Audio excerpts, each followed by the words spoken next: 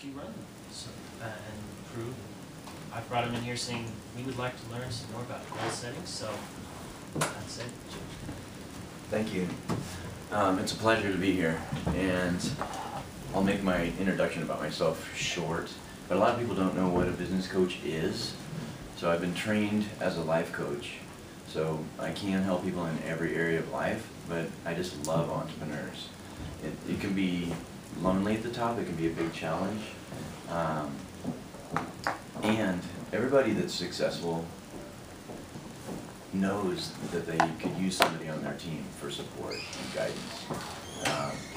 You're probably familiar with the business consulting model, and the business consulting model, my description is, a consultant will come in and look at your business, analyze it, see where you're at, and then help you set goals of where you want to go, build a plan to get there, and then usually they take off and only maybe max 20% of those action items get done, and then over time there's a drop off to more towards the previous state in the company.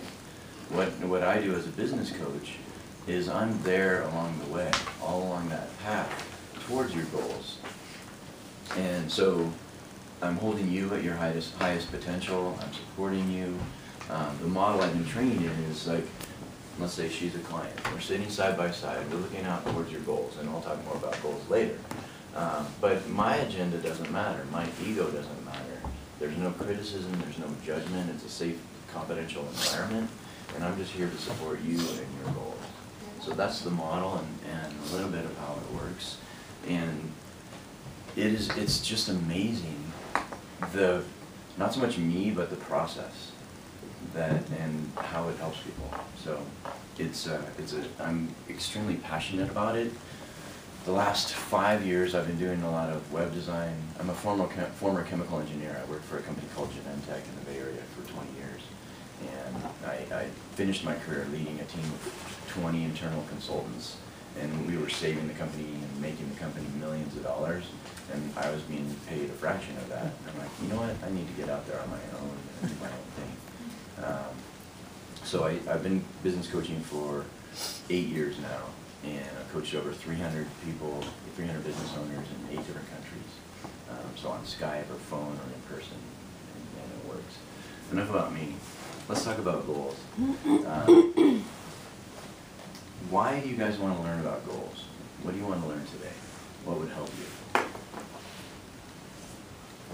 Yeah. Well, when we create a goal for ourselves and for our business year, my issue is staying focused and staying on a plan to attain the goals. Okay. I can get sidetracked very easily. Okay.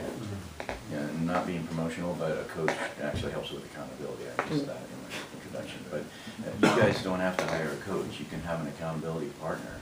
You guys can partner up and say, okay, this week I'm going to do this, this, and this. Mm-hmm. And keep the action list small. You know, I'm guilty of making a list of 20 things to do, and I'm feeling bad that I didn't do them all. So I found that really prioritizing, this is a great tip. And I'm going to get, at the end of my presentation, I'm going to talk about how to reach your goals, what are the important concepts with that. But right now, when you're prioritizing your action items, look to fear for the answer. One of my mentors said that fear is the lantern that lights your way to success. So a lot of times we procrastinate if we're doing something that we're unfamiliar with or we're afraid of.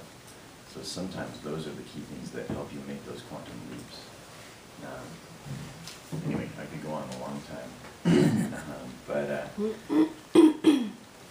the reason to set solid, I'm going to go into the reasons to set goals, I'm going to go into how to set goals that are really effective, and then how to reach your goals. I'm only going to spend a little bit of time on how to reach your goals, because the nuances of setting goals are pretty fascinating. And there's some research I've been doing lately, just studying success principles that are different. I'm going to go through the SMART model. How many people are familiar with that? Okay, good. I get to say something new for some of you.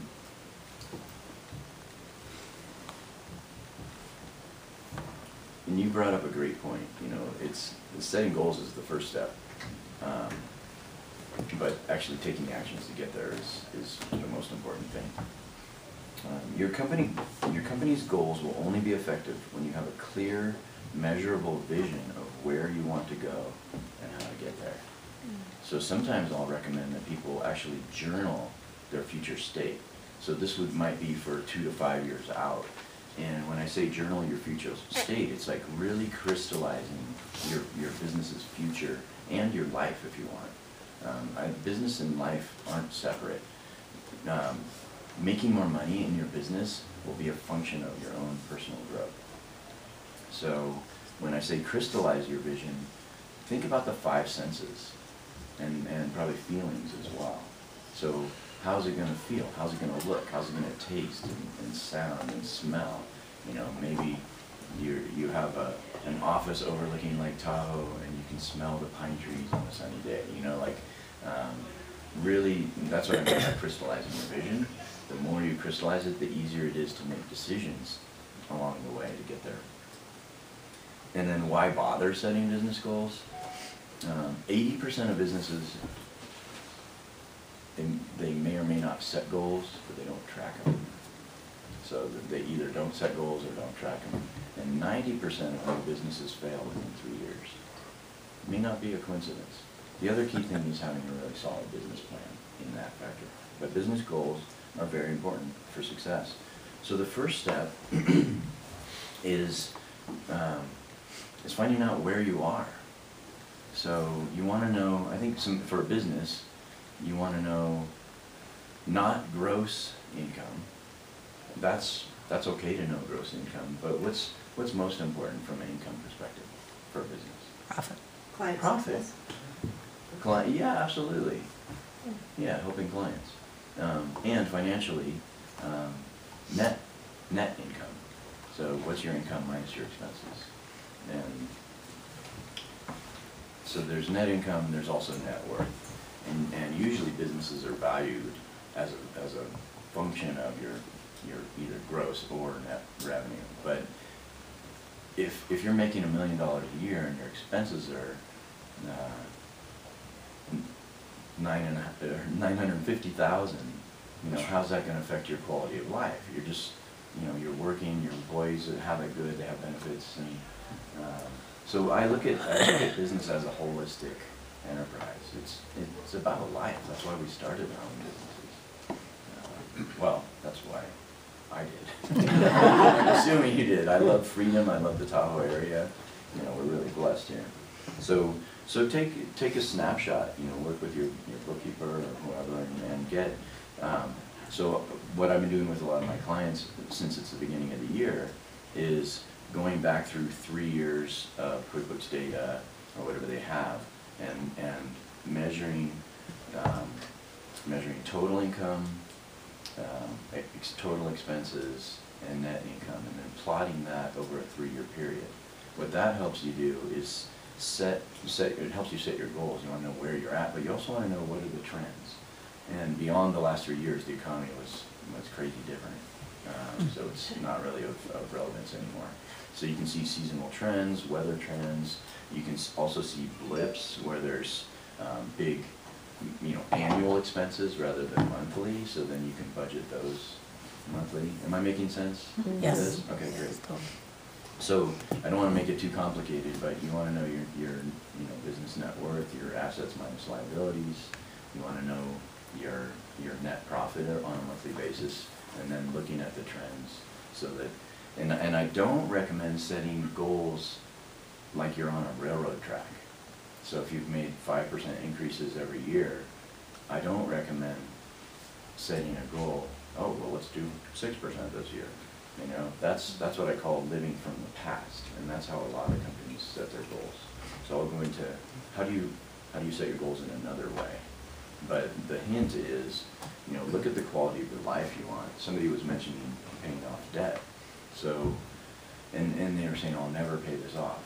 And I'm not picking on anybody, but you can turn something like that, a fear, a concern, something that keeps you up at night, into a powerful question. Like, how can I pay that off in 5 years? What will it take? What will the monthly expense be? How can I change my marketing plan? And your when you turn the power of setting a goal is that your subconscious will work for you while you're sleeping, while you're out skiing. So when you lock in, crystallize that vision, and you set powerful goals, that's the power of our mind. It starts turning away from, the victim mode into the hero mode. What can we do about this? Yeah, I may get a little, spiritual or philosophical with this, but I think that's where the real value lies, not just in the numbers. So what are the key elements that make up a powerful goal? You want it to be, what are some of the things that makes a goal a goal? Like, how do you know that you got there? It's measurable. Measurable, perfect. What else? It's exciting. It's exciting. I love that. Yeah. Yes. Yeah. Deadline? What? Deadline? Deadline, perfect. Mhm. Okay. Those are some of the key elements. There's an acronym called SMART, if you want to write this down. And I'll send Daren a blog I wrote a couple of years ago on this. It has a lot of this material in it. So SMART stands for a lot of the things that you just said. Specific, measurable, achievable, relevant, and time-based. And I have a little twist on the time-based. So the SMART, S-M-A-R-T, specific, measurable, achievable, relevant, and time-based. Since it's already measurable, you can put a date in the measurable portion, right? So we're going to make it thrilling or exciting. So specific, what exactly do you want to achieve? Who will do what, where, when, and why? And then measurable, be definitive. Avoid words like try or hope to. Be like Yoda. There is no try, only do. I hate that word. So and include in measurable numbers, percentage increase or decrease, time, dollars, widgets, volume. So those are units of measure that you can use. Those are good examples. If it's not measurable, how will you know that you achieved your goal? How will you track your progress? And then achievable. I recommend setting a stretch goal. Get a bit outside your comfort zone, but think of achievable as a rubber band. I've had clients come out of like T. Harv Eker seminars and say, I want to make $1 million. And I'm like, great, that's a fantastic goal. What's the most you've ever made? Well, $60,000. So it is doable. But when you have, like T. Harv Eker actually talks about having a financial thermostat that needs to be psychologically reset for us to get beyond where we're at. So if they doubled their income, that would vastly improve their quality of life. So that's a great goal. So it's outside their comfort zone, it's stretchy, it stretches the rubber band, but $1 million would maybe break the rubber band, and that goal is just, it's too fuzzy, it's too ethereal for our subconscious to really hold on to. And you want your goal to be stretchy so it pulls you towards it and it gets you excited. Relevant, the goal will help you, your team, and your business. It's a top priority to work towards, and it'll make people's lives better, whether it's you, your team, or your clients. Thrilling. Make it fun and exciting. Motivate yourself and your team, and be excited when you get there. And celebrate. Celebrating is a really important part of goal setting. What are you going to do? What are you going to do for yourself or your team when you get there? So many people. Let's say you set a goal to make $250,000. You make $220,000. Are you going to beat yourself up for that? No, you want to celebrate along the way. Especially if you're at half that or something like that.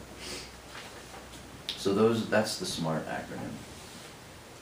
There's short-term goals and there's long-term goals. So short-term goals could be quarterly, could be annually, and long-term goals are generally in the 2 to 5 year time frame.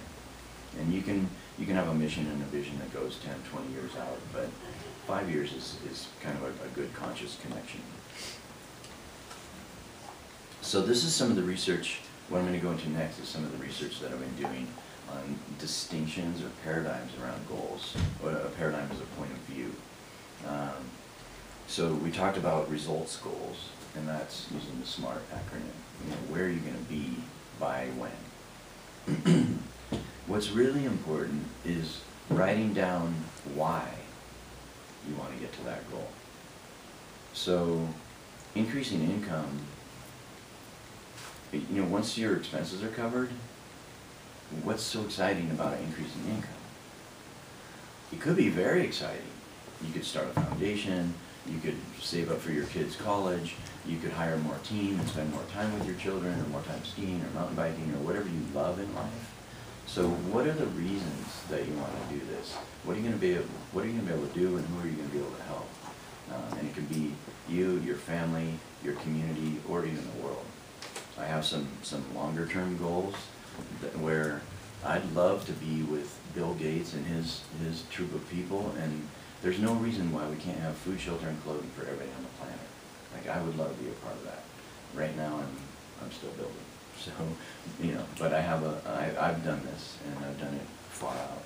And I'm not saying it's going to take forever, but yeah, you don't want to put limitations on your vision and dreams.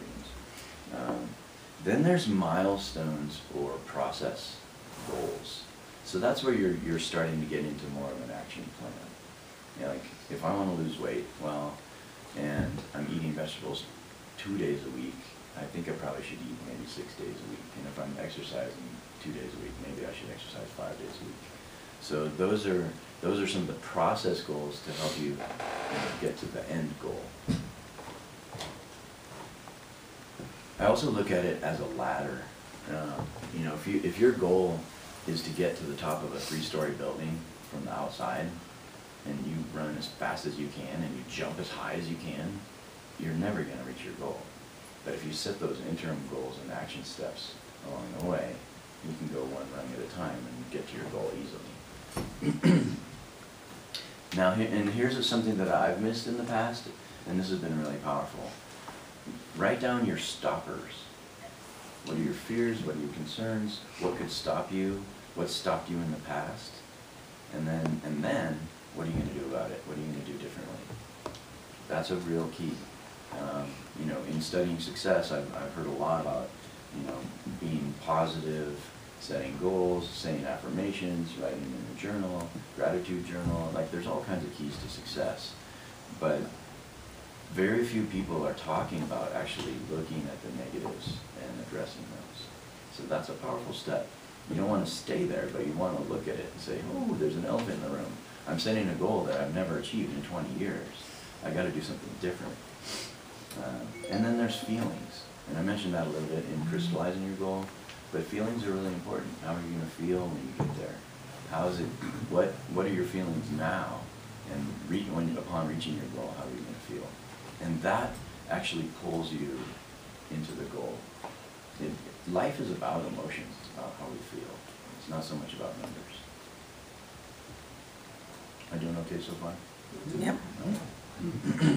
Your speed is perfect. Don't be going any faster. Same as Just let me know. So I'm going to start going into how to achieve your goals. Any questions on goal settings or any comments? How many do you think is realistic? 1 to 5? Is there a number, really? Number of 3? goals? In my life coaching training, there's a wheel of life, and it's cut into 8 sections. And I don't remember all the 8 sections, but you can look at different areas of your life and set goals. So it's really what's important to you. You know, so it could be your environment where you live. You know, I want a Lakeview, you know, in 5 years. So it could be your relationship. It could be your health. I think the main things for most people are finance, health, and relationships. So I recommend taking a holistic approach to this, not just business. And the cool thing is, a lot of people Oh, this is a good point. I forgot this one completely. Thank you. You won't even know what you did or where it came from. But a lot of people set goals. Okay, I want to make $200,000 in 2015. Yeah, I want to make $200,000 in 2015. What they don't include in the goal is quality of life. And I want to work 30 hours a week. Right? We have this, I can't, sometimes people collapse things. Like, I can't make this amount of money unless I work my tail off and sacrifice my health and my family and what I love to do, right? Those are two completely different things. So when I coach businesses, I don't coach people to be a sole proprietor, to have a job with tax benefits. I coach people to have a leveraged business. So one of the powerful questions I ask is, what would happen to your business income if you left for 30 days? So the only way to get a smooth running business, to run smoother in seasonal fluctuations, and when you're absent or something happens that pulls you away from your work, is to have leverage. So that's through products or team. So services, a lot of times we think we're the only one that can do what we do because we're so great. Well, there are better business coaches than me, you know, but they might not be better at marketing or sales or representing or presenting. They might be definitely afraid of that, but they're awesome business coaches. So I could hire them on my company as an example. It's really, I love what you said, it's about their clients. It's about their experience and helping them get the results, whether it's our products or services. And products can be educational too. So if you know something, you know, whether it's real estate or where's my real estate person? Okay. You know, there are you can have educational products that you either give away that helps promote your business, you know, like how to stage a house, how to sell your home fast, or how to sell your home at top price. So a lot of people can do that because we have a lot of information that's extremely valuable up here. And I've started writing a book on just the stuff that I say over and over and over again with my clients. And that'll be a great leverage point. You know, every time somebody buys a book, I get $20 or whatever, and they get a ton of information. And once I write the book, I don't have to spend any more time. Yes. So leverage is the key. And quality of life. All right, so now you know the key elements to set a business goal. What will make it so important and thrilling that you will actually follow your action plan with accountability and passion and not only track but achieve your goals? Here are some questions that will help you keep the big picture in mind. Why was your business founded or started in the first place? So you can review your mission. What do you want your business to achieve? How can your business help you reach your life goals? We talked a little bit about that. And then what are your life goals? And some of us forget that, like you get so busy with family and business, and I've worked with people that are like, oh my God, I wrote this stuff down, and I'm like, I can get out of this hamster wheel. And then we talked about this as well, and I'm going to read it anyway because we have some time. What's your big why? How will your company solve people's problems, help society, or change the world? What's important to you personally? Your children, financial security, society, charity, travel, fun, an important cause, exercise, enjoying the great outdoors in Truckee. You know, so what are important to you? And the reason I say that is because setting goals and being an entrepreneur is not an easy thing. We have all the financial elements, we have marketing, we have sales, we have leadership, like hiring the right people, training, motivating, rewarding, and we have operations. How do you make that systematized, have the right software, streamlined, and as efficiently as possible? That's a lot for one person to be in charge of. So having the why, you know, we're gonna run into obstacles, stuff's gonna happen, we're gonna get stressed out, but what's gonna keep pulling you forward towards that goal? And keep turning obstacles into powerful questions and then action to get around those obstacles. So, you were asking like what are some of the types of goals that you can set? So here are some examples of things that you could measure in your business. So number of customers or quality of customer ratings, their satisfaction. And ratings are measurable. You can have them on one scale of 1 to 5 or 1 to 10. Customer retention, percent over time. So notice every goal, I have a measurement here. So profit, net versus growth annual income, or percent increase in net profit. And then marketing. You can use number of leads generated, marketing budget, return on investment. So if you place a newspaper ad for $100, do you get $200 worth of business? Hopefully.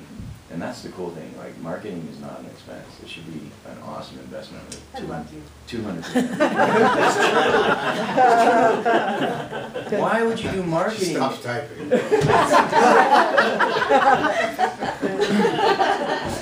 I love you too. Yeah, I won't go on and on. Sorry But, about that. don't be afraid of marketing. All this, right? But test drive your marketing. Ask other people what's working, what's not working. Do what's working. Do more of what's worked in the past. Try some new things. But let's say you don't. If you're going to do a postcard campaign, don't do $10,000 worth of postcards. Do a couple $100. See what your return is. If you get that 200% return on investment, yeah, go for it. Expand. Just as an example. Sorry, can't help throwing coaching in here. Back to goals. Sales. So, sales, percent close ratio, number of sales, dollar sales per month. You get the idea. And I'll leave some time for questions.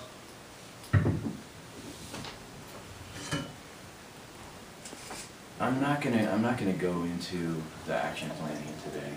That's probably a whole nother presentation. Business plans, marketing plans. I do a talk on how to create a highly effective business marketing plan, and it takes about an hour and a quarter. And people will come away from that saying, "Oh my God, we need a one-day workshop." So I don't think I can do that justice today. But here's a few points to close.